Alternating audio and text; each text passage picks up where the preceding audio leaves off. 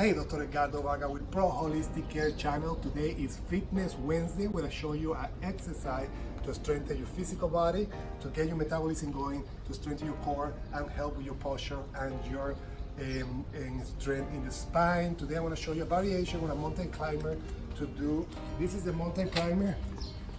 That's the classic mountain climber for your metabolism and your core, but I want to use the wall to get more your upper body, your full core, and strengthen your spine, and then get your metabolism going. So pretty much climbing in the wall, holding tight, and from there do the motion mountain climber.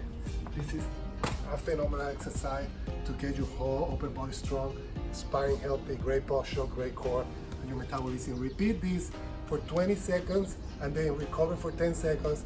Do it for 8 times. It's a great exercise. If you need any help because of your back pain, you need to lose weight or improve your overall health, contact us.